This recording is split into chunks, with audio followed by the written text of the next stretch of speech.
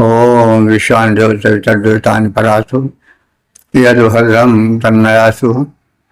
ओम भद्रं कर्णेभिः शृणुयाम देव भद्रं पश्येमाक्षभिर्यजत्राः स्थिरैरङ्गैस्तुष्टुवांसस्तनूभिः व्यसेमहि देवहितमदायुः। ओम वेद प्रेम सुधीश्वतां संप्रति हम सब यजुर्वेद के 9वें अध्याय के 35वें मंत्र की व्याख्या में प्रवेश करने जा रहे हैं। मंत्र का शीर्षक है आहुति अर्पण और संबंधित मंत्र का सर्वप्रथम सत्स्वर पाठ हो जाए।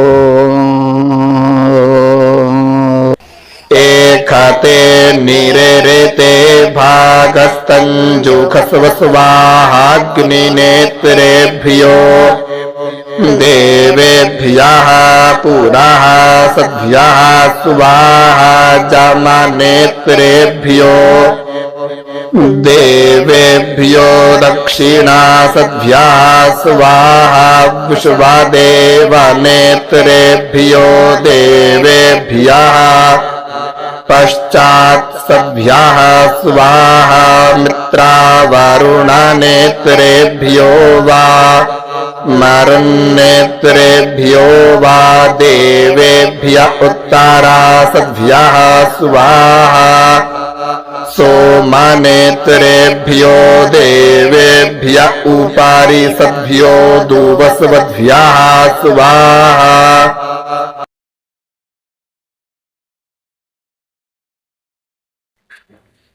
इस 35वें मंत्र में जो है वो राजसूय यज्ञ के प्रारंभ का कथन है। इसके पहले वाजपेयी यज्ञ का कथन था, वर्णन था। तो अब आहुति दी जा रही है। सार्वभौम सम्राट बनने के लिए राजसूय यज्ञ किया जाता था। राजा बैठता था, जो अध्वर्यु था, प्रधान पुरोहित था, वह उस राजा की तरफ से हव्यार्पण करता था देवताओं को और उनसे शक्ति मांगता था। तो राजा के राज्याभिषेक से संबंधित ये 6 मंत्र हैं आगे वाले। इस संबंध में कथित है कि निरते, निरते माने पृथ्वी, तो हे निरते, हे पृथ्वी देव, एष ते भागा, यह यज्ञ भाग तुम्हारा है जो तुम्हें अर्पित किया जा रहा है। तम दिशस्व, उसका सेवन करो। पुरः सद्भ्यः, पुरः माने पूर्व दिशा में, सद्भ्यः माने बैठे हुए, अग्निनेत्रेभ्यः, जिन देवताओं का नेतृत्व अग्नि देवता करते हैं, तो अग्निनेत्रेभ्यः देवेभ्यः, जिन देवताओं का नेतृत्व अग्निदेव करते हैं, उन सबको स्वाहा स्वाहोच्चारण पूर्वक आहुति अर्पित है। दक्षिण सदा, दक्षिण दिशा में रहने वाले, सद माने बैठने वाले, रहने वाले, उसी सद से सदस्य बना होगा, क्योंकि वो कहीं बैठते हैं, रहते हैं किसी सभा सोसाइटी में। तो जिनके नेता अग्नि हैं, ऐसे देवों को स्वाहोच्चार पूर्वक आहुति अर्पित है। दक्षिण सदा, दक्षिण दिशावासी देवेभ्य, देवों के लिए, अग्नि नेत्रेभ्य, यम नेत्रेभ्य, यम जिनके नेता हैं, उन्हें स्वाहोच्चार पूर्वक आहुति अर्पित है। तो यहाँ पर हम देख रहे हैं कि यम का स्वरूप दिव्य स्वरूप है, कोई भयावह स्वरूप नहीं है। और आहुति देने के क्रम में उनको बहुत पीछे नहीं रखा गया है। तो इससे यम का स्वरूप दैवी स्वरूप है, वो बात के डरावने पौराणिक स्वरूप से भिन्न है। तो देवेभ्यः देवों के लिए, किन देवों के लिए कि अग्नेय नेतेभ्यः, जिनके नेता यम हैं, यम नेत्रेभ्यः, जिनके नेता यम हैं, उन्हें स्वाहा स्वाहोच्चारण पूर्वक आहुति अर्पित है। पश्चात, पश्चात माने पश्चिम दिशा, पश्चात माने पीछे होता है, लेकिन वैसे पूर्व माने पहले होता है, लेकिन पूर्व दिशा सूर्योदय से गिना जाता है दिशा क्रम। तो पहले मुंह करके सूर्य की ओर खड़ा हुआ जाता है, तो सामने है, पहले है दिशा, वो पूर्व पड़ती है, और उसके बाद पीछे पड़ती है तो पश्चिम पड़ती है। तो पश्चात माने पीछे होता है, लेकिन यहाँ पश्चात माने पश्चिम दिशा। पश्चात अद्भ्यः, जो पश्चिम दिशावासी विश्व देवेभ्यः, विश्व देव हैं, उन विश्व देवों के लिए आहुति अर्पित है। और स्वाहा स्वाहोच्चार पूर्वक अर्पित है। उत्तरा सद्भ्यः, जो उत्तर दिशा में सद्भ्यः माने बैठे हुए सदस्य हैं देवों के। और मित्रा वरुण नेत्रेभ्यः देवेभ्यः, जिन देवों के नेता मित्र और वरुण हैं, उन देवों को स्वाहा स्वाहोच्चारण पूर्वक आहुति अर्पित है। द्वसद्भ्यः उपरि सद्भ्यः देवेभ्यः, द्वसद्भ्यः माने ऊपरी भाग अंतरिक्ष एवं द्विलोक में। द्वसद्भ्यः का तात्पर्य हुआ कि ऊपरी भाग अंतरिक्ष एवं द्विलोक में जो बैठने वाले रहने वाले देव हैं, उनके लिए सोमेन नेत्रेभ्यः, जिनका नेतृत्व सोम देवता करते हैं, उन देवों के लिए स्वाहा स्वाहोच्चारण पूर्वक आहुति अर्पित है। द्वसन्तः हवि, और इस प्रकार से हवि भोजी देवगण आहुतियां स्वीकार करें, ऐसा आग्रह है। इसका भाव विस्तार देख लें।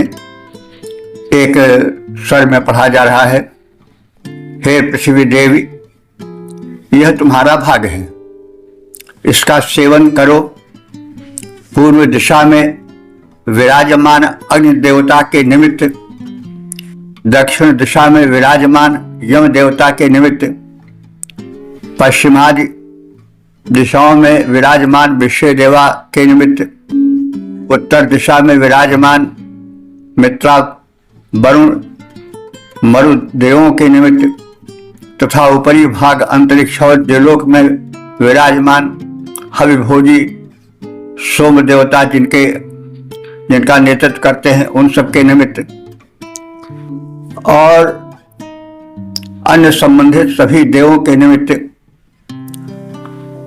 उन सबसे संबंधित अन्य देवों के निमित्त, यावत देव मंडल है सबके निमित्त, उनके प्रसन्नता के लिए ये आहुतियां अर्पित हैं। सभी देव शक्तियां इनको स्वीकार करें। यह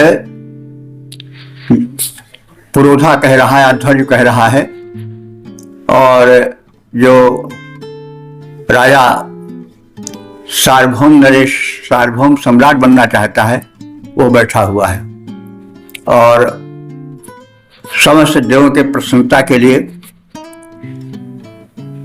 ये आहुतियां अर्पित करने का कथन है। आहुति अर्पण हो रहा है,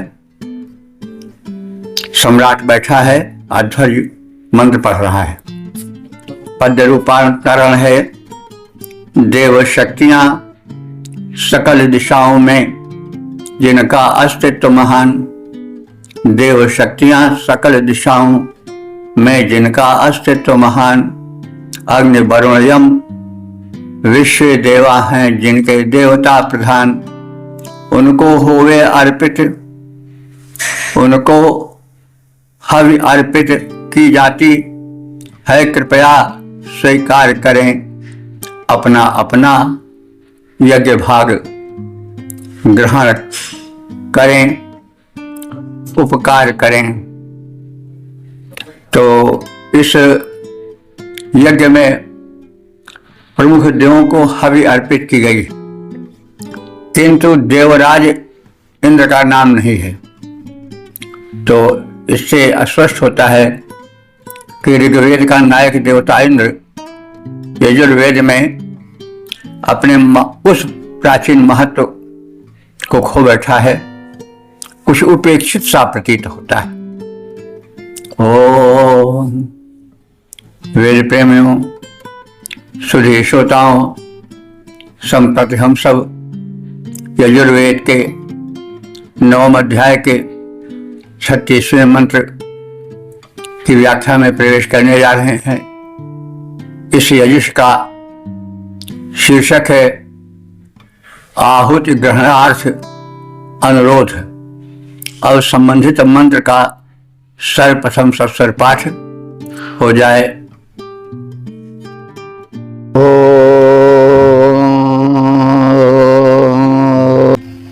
जय देवा अग्निनेत्राः पुराः साधस्तेभ्यः स्वाहा। जय देवा जमनेत्रा दक्षिणा साधस्तेभ्यः स्वाहा। जय देवा कुशवादेव नेत्राः पश्चात् साधस्तेभ्यः स्वाहा। जय देवा मित्रा वरुण नेत्रा वामरुन्नेत्रा वोत्तरा साधस्तेभ्यः स्वाहा। जय देवा सोमनेत्रा उपरि सदो दुवस्वन्तस्तेभ्यः स्वाहा।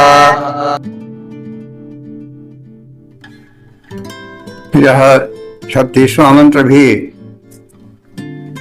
राजा के सार्वभौम सम्राट बनने के संदर्भ में जो यज्ञ किया जाता है, उस यज्ञ में राजा बैठा है और जो अध्वर्य है वह आहुति समर्पित कर रहा है और भिन्न भिन्न देवताओं को, जिनमें लगभग सभी देवता जाते हैं, उन सबको आहुति अर्पित की जाती है ताकि यज्ञ सफल हो, सम्राट प्रसन्न हो। जब सम्राट के लिए यज्ञ किया जाएगा तो उसमें फिर विशेष तन्मयता होगी ही, स्वाभाविक है। तो यह जान लेना चाहिए कि राजसूय यज्ञ केवल क्षत्रिय कर सकता था, अन्य वर्णों का अधिकार नहीं था इस यज्ञ करने में। तो ये देवा, जो देवता अग्निभ्यः, अग्नि के नेतृत्व में हैं, उनके नेतृत्व से युक्त हैं, पूर्व सदा, पूर्व दिशा में बैठने वाले हैं या पूर्व दिशावासी हैं, तेभ्यः स्वाहा, उन समस्त देवताओं के लिए स्वाहोच्चारण पूर्वक आहुति अर्पित है। यम नेत्रा, जिनका नेतृत्व यम देवता करते हैं। दक्षिण सदा, दो दक्षिण दिशा निवासी हैं। विश्व देवेभ्यः, विश्व देव नेत्रा, विश्व देव के नेतृत्व से जो युक्त हैं। पश्चात सदा, जो पश्चिम दिशावासी हैं। मित्रा वरुण नेत्रा, मित्रा वरुण जिनके नेता हैं, जिनका नेतृत्व करते हैं, उनको स्वाहोच्चार पूर्वक आहुति अर्पित है। उत्तरा सदा, मित्रा वरुण के नेतृत्व से युक्त हैं, उत्तर दिशा में स्थित हैं, उत्तर दिशावासी हैं। सोमेन, सोम नेत्रा, सोम के नेतृत्व से जो युक्त हैं। द्वस्वंता, जो हव्यान्न भोजी हैं। ऊपर सदा, जो देवगण ऊपर अंतरिक्ष लोक में अथवा द्युलोक के निवासी हैं। तेभ्यः देवेभ्यः, उन समस्त देवों के लिए स्वाहा, स्वाहोच्चार पूर्वक आहुति अर्पित है। भाव विस्तार है। पूर्व दिशा में स्थित वे देवता जिनका नेतृत्व अग्निदेव करते हैं। दक्षिण दिशा में स्थित वे देवता जिनका नेतृत्व यमदेव करते हैं। पश्चिम दिशा में स्थित वे देवता जिनका नेतृत्व विश्व देवा करते हैं। उत्तर दिशा में स्थित वे देवता जिनका नेतृत्व मित्रा वरुण करते हैं और मरुत गण करते हैं। तो द्युलोक में स्थित वे देवता जिनका नेतृत्व हव्यान्न भोजी सोम देवता करते हैं। उन समस्त देवों के निमित्त स्वाहोच्चारण पूर्वक आहुतियां अर्पित हैं। पद रूपांतरण।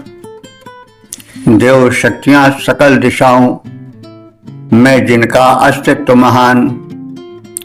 देव शक्तियां सकल दिशाओं में जिनका अस्तित्व महान। अग्नि वरुण यम विश्व देवा हैं, जिनके देवत्व प्रधान हैं, जिनके देवता प्रधान। उन सबको हवि अर्पित है। निज भाग सभी स्वीकार करें। अपना अपना अपना अपना भाग ग्रहण कर हम सबका कल्याण करें। इस मंत्र में भी इंद्र का नामोल्लेख नहीं है। यम देवता पूर्ण समादित हैं। दोनों मंत्रों में यम देवता का नाम आया है, जो कि यह स्पष्ट बताता है कि पौराणिक इंद्र का जो स्वरूप है उससे बिल्कुल विपरीत जो वैदिक यम है उसका स्वरूप है। वो प्रधान देवताओं में माना जाता है। उसे हव्यार्पण समादर पूर्वक किया जाता है। ओम।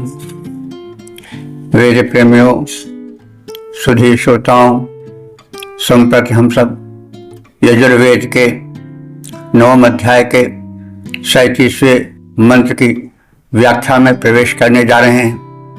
मंत्र का शीर्षक है तेजोबल प्राप्ति हेतु प्रार्थना। अब संबंधित मंत्र का सर्वप्रथम सस्वर पाठ हो जाए।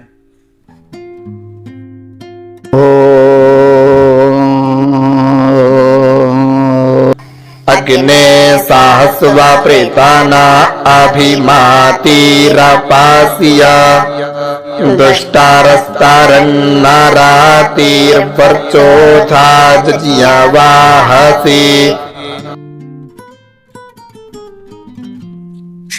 इस 37वें मंत्र में अग्नि देवता से नृपति के शत्रुओं का संहार होता रहे और इस राजसूय यज्ञ जिसका यजमान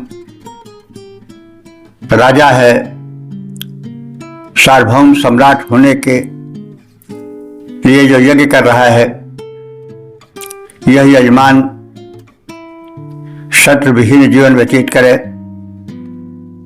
अग्नि देवता एवं अन्य देवता इसके शत्रुओं का विनाश करते रहें, यह अखंड साम्राज्य का उपभोग करे। अग्नि, हे पौरुष के उत्पादक, हित में आगे रहने वाले अग्नि देवता, पृतना कहते हैं सेना को। तो शत्रु सेनाएं सहस्र माने पराभूत हों और तुम उनको पराभूत करो, पराजित करो, परास्त करो। राजा शत्रुविहीन रहे, तुम्हारा प्रमुख योगदान रहे, क्योंकि तुम ऊर्जा के उत्पादक हो, ऊर्जा के प्रतिरूप हो। अभिमाति अपास्य, हे अग्निदेवता, तुम इस यजमान के अभिमाति हमारे विरोधी शत्रुओं को विदारित कर डालो। दुष्टरह, जो शत्रु दुर्निवार हैं, बड़े प्रबल हैं, जिनका सामना करना बड़ा कठिन होता है, ऐसे शत्रुओं को इस सम्राट के संरक्षण में रहने वाली सेनाओं के आगे वे टिक न सकें, छिन्न भिन्न कर दिए जाएं। भले वे बड़े दुस्तर हों, भले हुए दुर्निवार हों, लेकिन हे अग्नि देवता, तुम ऐसी शक्ति दो कि इस सम्राट की सेनाएं शत्रु सेनाओं के वीरों को चीर फाड़ डालें और अराती ही तरन इस राजा के शत्रुओं को हटाते हुए यज्ञम वाहसी, तुम इस यज्ञवाही यजमान को वर्चोधाह, वर्चस्व प्रदान करो। वर्चस्व माने शक्तिमत्ता, इसमें शक्तिमत्ता धारण कराओ। तो हे हित में आगे रहने वाले, हे पौरुष और शक्ति और ऊर्जा के उत्पादक अग्निदेव, शत्रु सेना को परास्त कर उसका संहार करो। जो हमारा यजमान है, जो सार्वभौम सम्राट होने के उपक्रम में है, इसके शत्रु कभी इसके सामने टिक न पावे। हे अग्निदेव, शत्रुओं को खदेड़ कर, उनको विनष्ट कर, यजमान को तेजोबल से परिपूरित करो और यह अजेय हो, इसके समक्ष कोई टिक न पावे, यह महान हो, सार्वभौम सम्राट बने। पद रूपांतरण है, हे अग्नि देवता, शत्रु सैन्य को कर परास्त संहार करो। हे अग्नि देवता, शत्रु सैन्य को कर परास्त संहार करो। तेजो बल दो, तेजो बल दो, यज्ञ कराने वाले का उपकार करो। ओम। वेद प्रेमियों, सुधी श्रोताओं, संप्रति हम सब यजुर्वेद के 9वें अध्याय के 38वें मंत्र की व्याख्या में प्रवेश करने जा रहे हैं। शीर्षक है दानवी बल का विनाश और संबंधित मंत्र का सर्वप्रथम सस्वर पाठ हो जाए।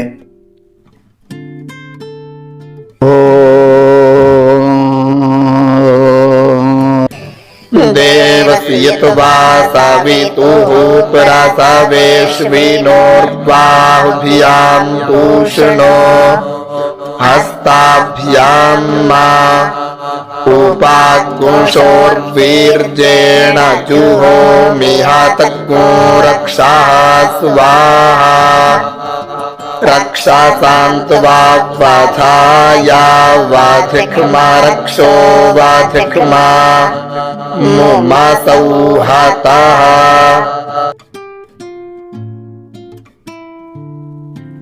इस 38वें मंत्र में यह कथित है कि राजसूय यज्ञ में जो नृपति है, जो यजमान है, उसके सामने दानवी शक्तियां न टिक पावें, क्योंकि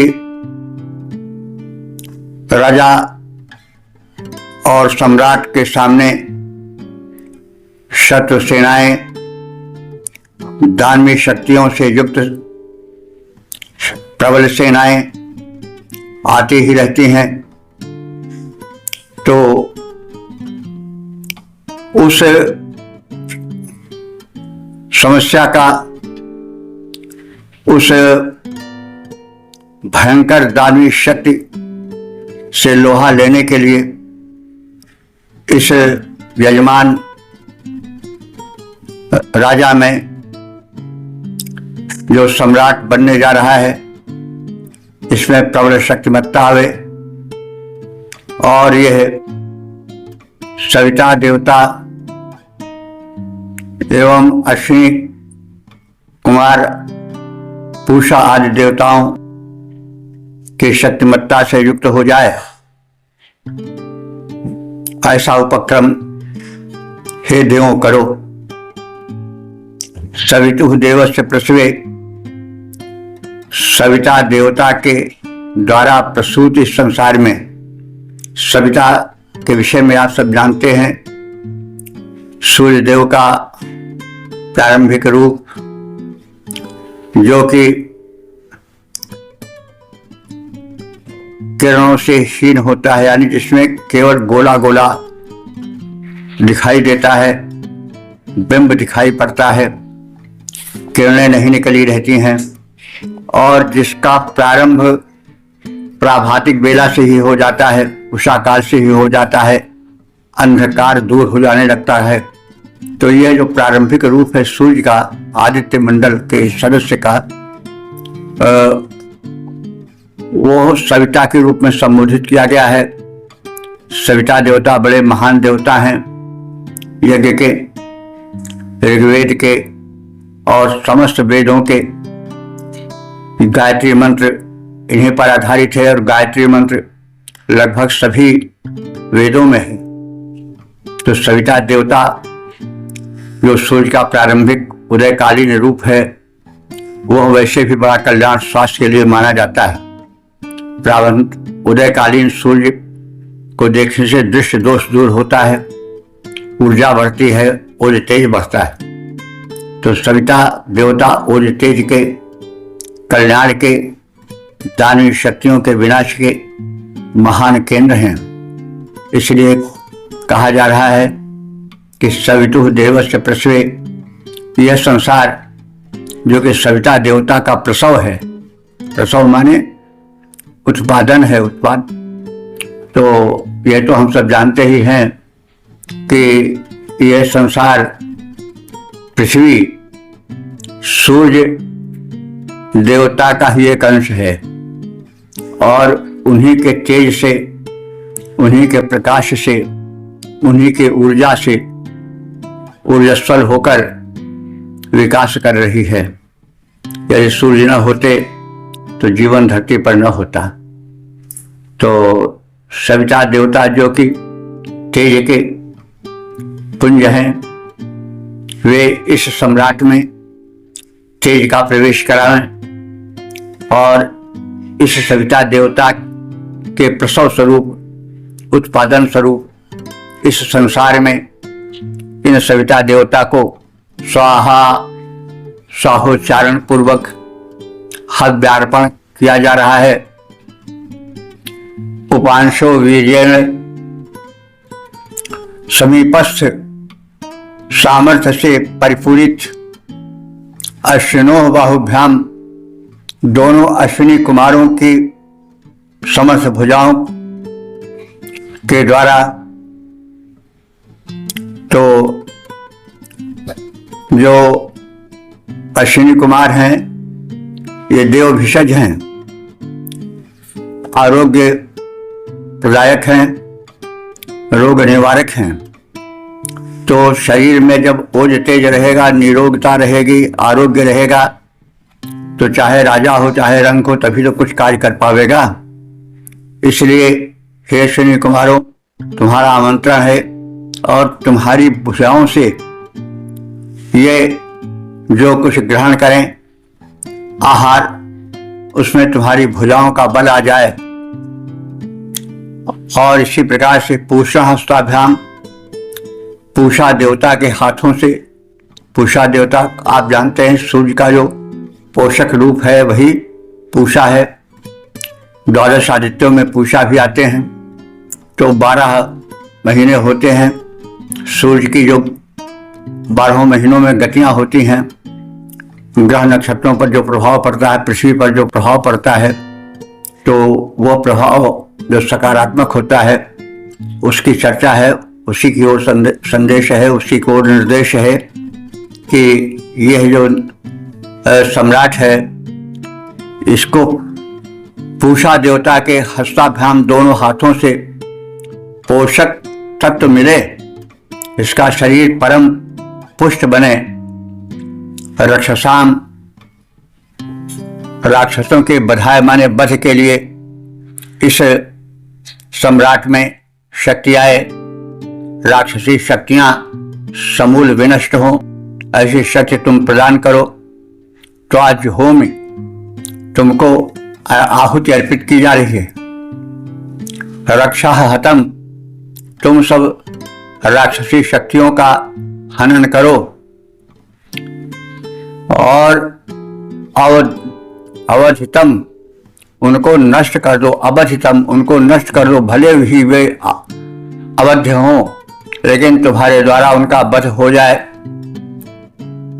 असौ रक्षा हता, यह राक्षस गण जो कि इस सम्राट के चारों ओर सीमाओं में फैले हैं, वो सब मारे जाएं, वो सब रह न पावें।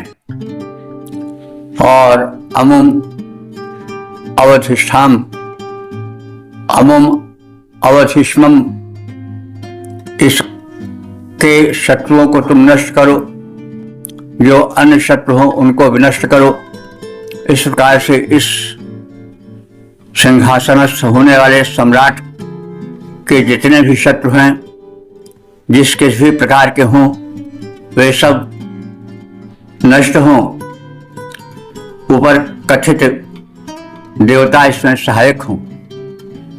तो जगदुत्पादक सविता देव की सृष्टि में प्राणवान शक्तियों के सामर्थ्य में अश्विनी कुमारों की भुजाओं तथा पूषा देव के हाथों से शत्रुओं के संहार के हेतु यह उत्तम आहुति अर्पित की जा रही है।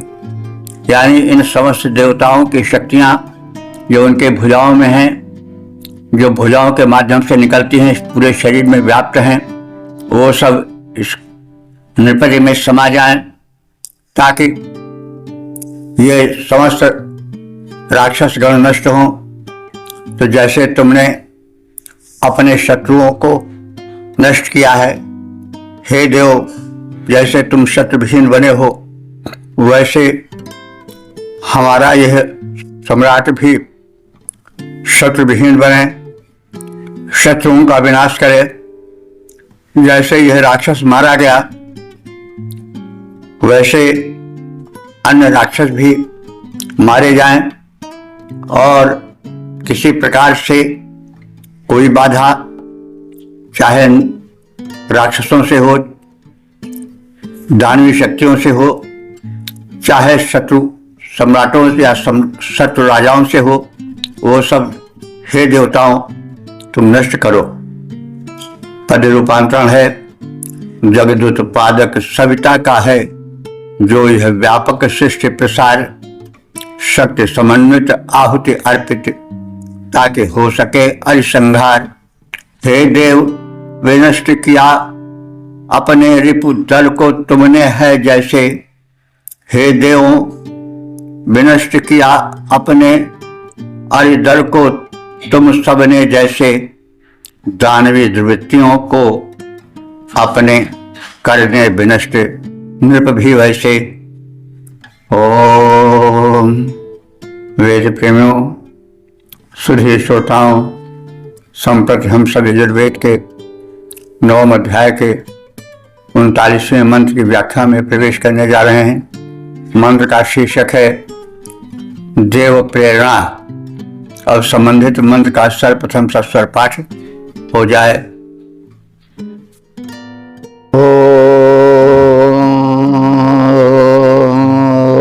सविता त्वा सवानाग्को सुवाता मग्निर्गृहपति नाग्को सोमो वनस्पति नाम्मा बृहस्पतिर्वाच इन्द्रो ज्येष्ठ्याय रुद्रः पशुभ्यो मित्रः सत्यो वरुणो धर्मपति नाम्मा।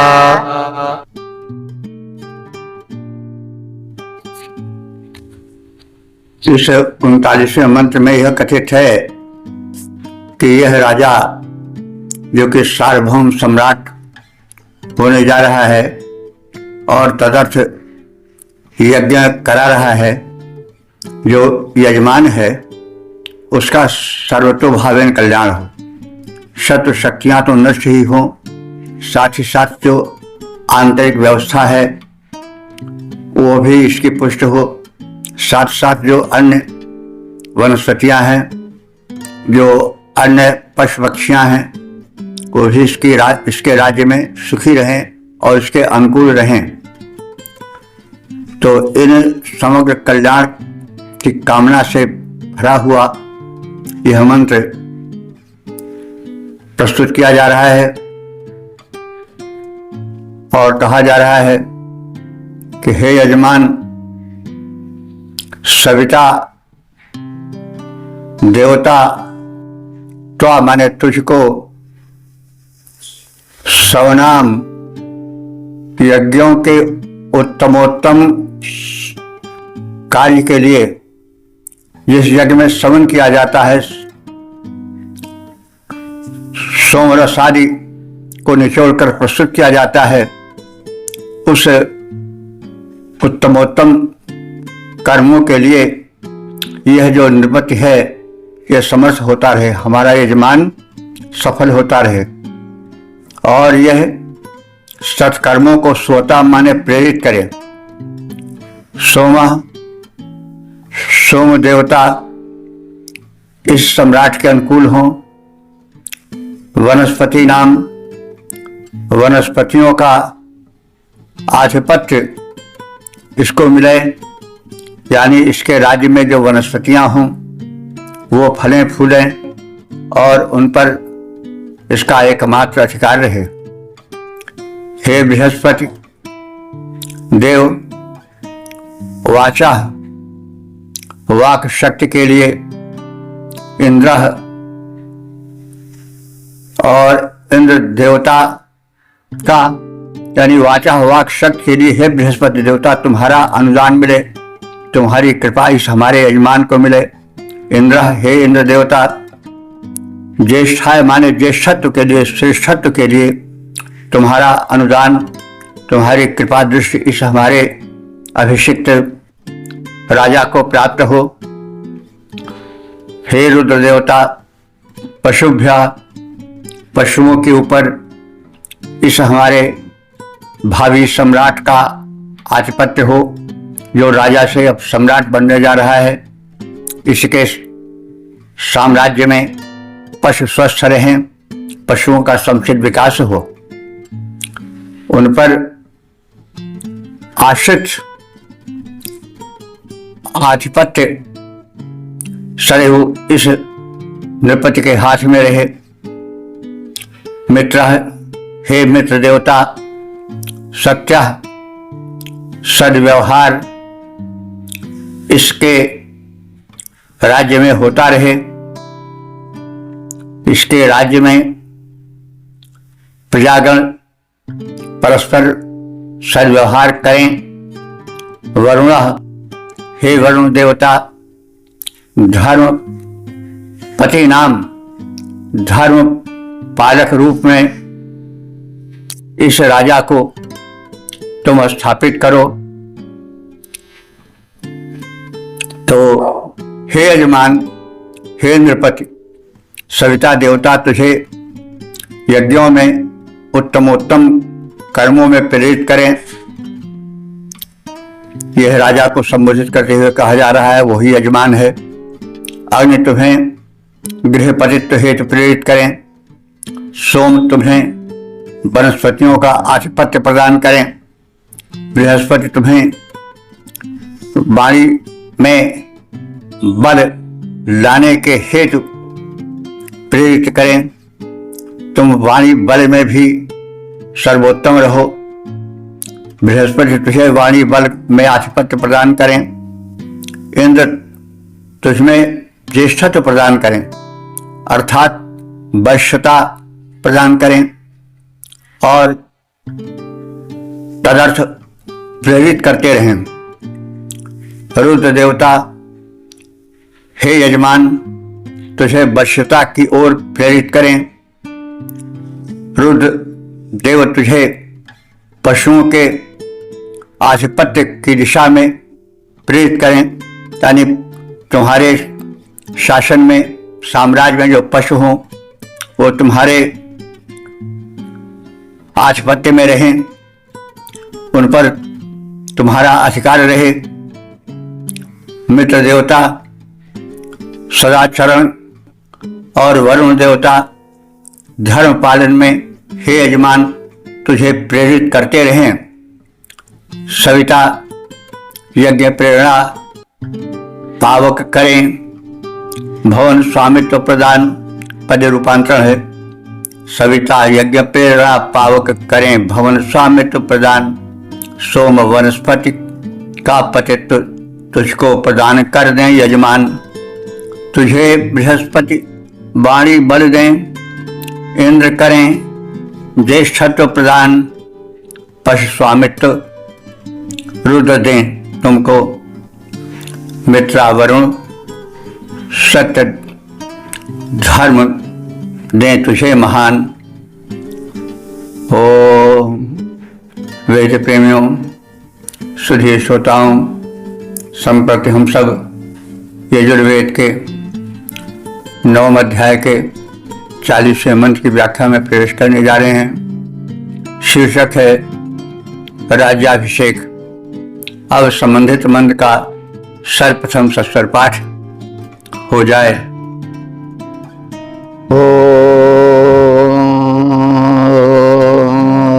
इमं देवा आसापत्नग्गो सुवत्सवं महते क्षत्रा यमहते ज्येष्ठ्या यमहते जानराज्या येन्द्रियाय इमामुखिया पुत्रा मुखियै पुत्रामस्यै द्विषा एखवो मी राजा सोमोऽस्माकं ब्राह्मणा नागुराजा हरिः ॐ। इत श्रीवाजसनेयसंहितायां 9मोऽध्यायः।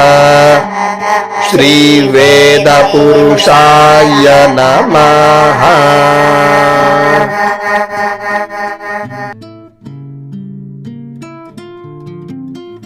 इस 40वें मंत्र में देवों से प्रार्थना की जा रही है अध्वर्य द्वारा। अध्वर्य माने जो प्रधान पुरोहित है यज्ञ का, कि इस सम्राट बनने वाले राजा का जीवन, इसकी व्यवस्था, इसका प्रभुत्व, इसका आधिपत्य उत्तमोत्तम हो। और हे देवताओं, तुम इसमें सहायक बनो। तो महते क्षत्राय, महान क्षत्रित्व बल की प्राप्ति के लिए यह राजा समर्थ बने। महते ज्येष्ठाय महान राज्य पद के लिए ये सुयोग्य सिद्ध हो। महते जान राज्याय, महते माने महान जन से जान बना है, तो महान जन पद के निवासी जनों के कल्याण के लिए यह राजा कटिबद्ध रहे। इंद्र से इंद्रियाय, इंद्र देवता के इंद्रत्व अर्थात सामर्थ्य को यह प्राप्त करता रहे, अथवा इंद्र से इंद्रियाय, इंद्र के इंद्रत्व के लिए यानी इंद्र के समान ही इसमें इंद्रत्व स्वामित्व का प्रवेश हो। असपत्नम, यह असपत्न हो जाए, असपत्न माने शत्रु रहित हो जाए, इसके आगे कहीं शत्रु टिक ही न पावे। यह यजमान शत्रु विहीन राज्य करे। एवं इस हमारे यजमान को सुबध्वम तुम से शत्रु के हेतु चुनो और अभिषिक्त करो। एवं इस यजमान को जो कि अमुष्य पुत्रम, अमुक पिता का पुत्र है, अमुष्य पुत्रम और अमुक माता का पुत्र है। तो जैसे आज कहा जाता है जहां यज्ञ होता है तो अमुक शब्द डाला जाता है, क्योंकि यज्ञ कराने वाले एक ही व्यक्ति तो होते नहीं, अनुष्ठान तमाम व्यक्ति करते हैं, तो अमुक की जगह पर उस व्यक्ति का नाम लिया जाता है। तो मंत्र में तो अमुक कह दिया गया है, लेकिन जब यज्ञ कराया जाएगा तो उसमें उस राजा का नाम लिया जाएगा, राजा के पिता का नाम लिया जाएगा, राजा की माता का भी नाम लिया जाएगा और कहा जाएगा इनके पुत्रों को तुम समर्थ बनाओ। तो यह राजा जो कि अभिषिक्त होने जा रहा है सम्राट के पद हेतु, जो कि अमुष्य पुत्रम, अमुक नामधारी पिता का पुत्र है, अमुष्य पुत्रम जो कि अमुक नामधारिणी माता का पुत्र है, नाम लिया जाएगा पिता माता का। अस्मय, इसके लिए विषय माने विष कहते हैं प्रजा को, तालवीय शाह है तभी विश्व माने प्रजा होगा। तो विषय, विषय माने प्रजा के लिए, अस्मय विषय माने इस राज्य, जिस राज्य में, जिस राज्य की भूमि में यह शासन करने जा रहा है, उस देश में, उस देश की भूमि में, उस देश की प्रजा के लिए अमी, हे अमुक प्रजाजनों, वह तुम्हारा इस राजा, यह राजा सोमा सोमोथ है। अब यह प्रजा को भी संबोधित किया जा रहा है कि हे प्रजाओं, जिस राजा को मैं सार्वभौम सम्राट बनने हेतु यजमान बनाकर मंत्र पाठ कर रहा हूं, तो इसके शासन में निवास करने वाली प्रजाओं, तुम्हारा यह राजा सोमा सोमवत है। जैसे सोम कल्याणप्रद होता है, दर्शनीय होता है, वैसे यह भी है। अस्माकम ब्राह्मणा नाम राजा, हम ब्रह्मज्ञानियों का भी यह राजा है, यानी हम पुरोधा जो कि ब्रह्मज्ञानी हैं वो भी इसके शासन में है। तो हे देवों, महान छात्र बल संपादन के लिए, महान सैन्य शक्ति की प्रवृद्धि के लिए, श्रेष्ठ जन राज्य के लिए, इंद्र के समान बल वैभवान बनने के लिए, शत्रु रहित होने के लिए, अमुक नाम लेकर के पिता का, उस राजा के अमुक पिता के पुत्र को, अमुक माता के पुत्र को प्रजा पालन के लिए अभिषिक्त किया जा रहा है।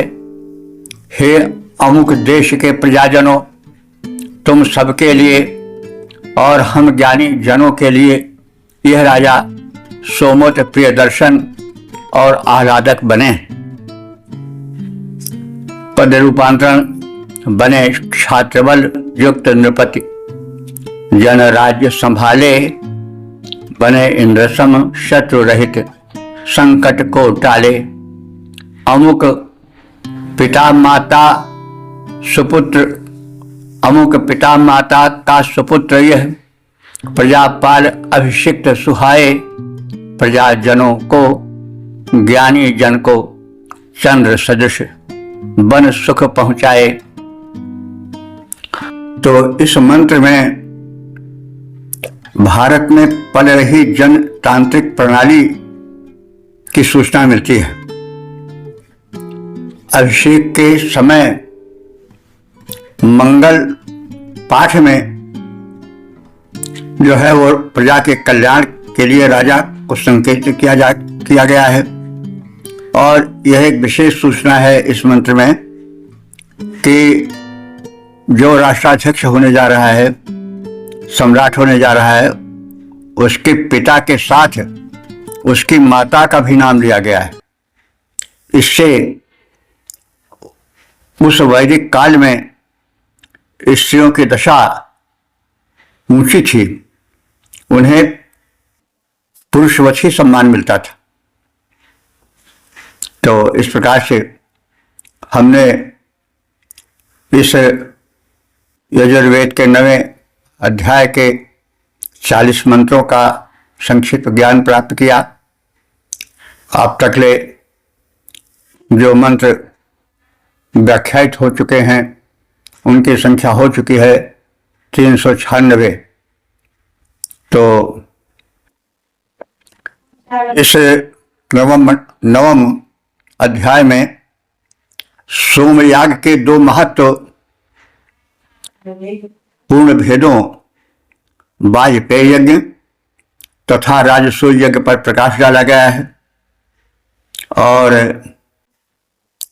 उनमें भिन्न भिन्न देवताओं को बुलाकर आहुति अर्पण की गई है। राजा को का कर्तव्य बोध भी इंगित है।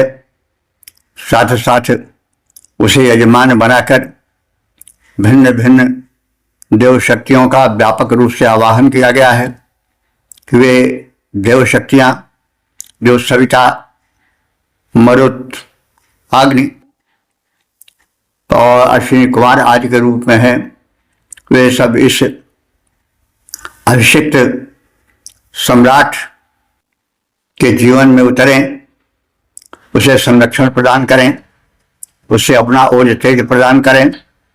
इसके साथ साथ यह राजा एक समर्थ सम्राट बने, इसके समक्ष शत्रु टिक न पाए, यह सार्वभौमत्व स्थापित करे और प्रजा कल्याण में निरत रहे। और साथ साथ जो पिता माता कहा गया है, इससे राजा के पिता माता का भी नाम लिया गया है कि यह राजा जो अमुक पिता का पुत्र है, अमुक माता का पुत्र है। तो इससे नारी उत्थान की भी सूचना मिलती है। और इस सूक्त के पढ़ने से इस राजसूय यज्ञ में प्रजा पर जो शासन था वो निरंकुश शासन नहीं था। प्रजा के हेतु राजा होता था, ऐसा संकेत मिलता है। तो जनतांत्रिक व्यवस्था की ओर भी कुछ प्रकाश सा प्राप्त होता है इन मंत्रों में। और इस प्रकार से हम सब ने इस 9वें अध्याय के 40 मंत्रों का संक्षिप्त ज्ञान प्राप्त किया। और उस युग की जो व्यवस्था थी, याज्ञिक व्यवस्था थी, जो सोमयाग के रूप में